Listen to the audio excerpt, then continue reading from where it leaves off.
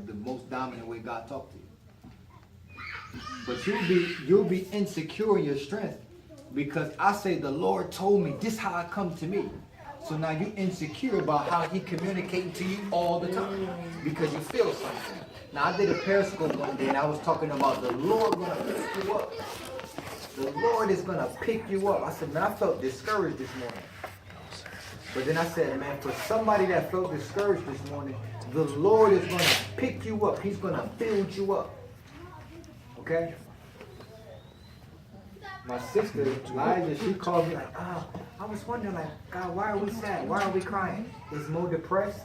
And she was like, God told her that I'm not depressed. Now, I'm using this as an illustration to say that sometimes God communicates to me what you going through because I feel it for no reason. I'll wake up and feel heaviness on me. Like, I didn't do nothing to feel heaviness on me. Like, wow. But I'll wake up and feel heaviness on me. But I'll be thinking, God, what's wrong with me? No, there's nothing wrong with me. I'm feeling you. Because I'm a sensory person. So I can discern, I can pick up how your spirit feels. I can pick up if you feel down, if you feel high. I can pick it up through a phone call. Some of you, y'all, this is your greatest strength, and you don't even realize it. I'll be on the phone with you like, bro, everything all right, bro, everything all right. But I'm saying everything all right, but you feel something like that.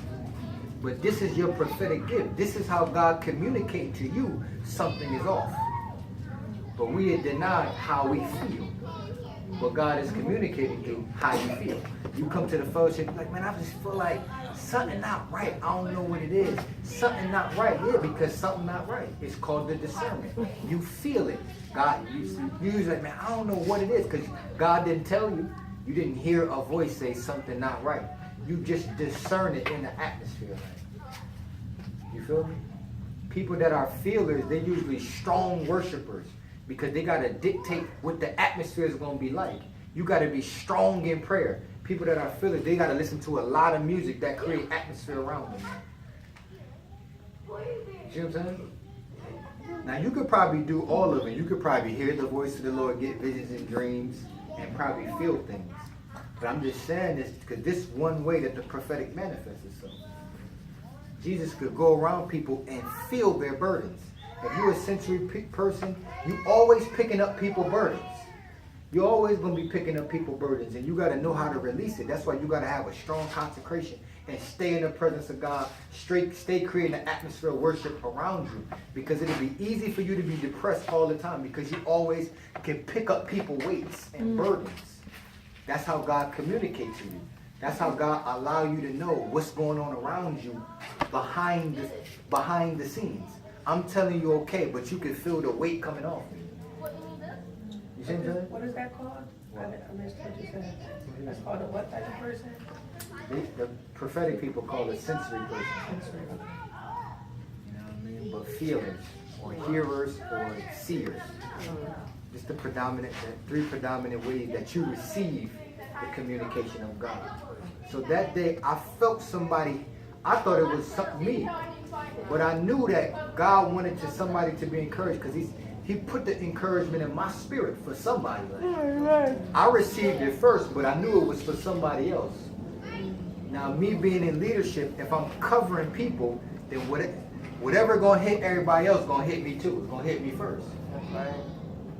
Out of nowhere, I just get attacked by lust. I mean, I know that other people getting hit by it. Because if I'm standing in the front, whatever the attack comes, it's going to hit me. I might not even do nothing to open myself to it. But I got to be sensitive to that and know that God is trying to communicate something to me. He's trying to show me something. Now, many of y'all are experiencing that, but you want to hear God put a word in your mind. You want to hear the audible voice. You is hearing the voice of God.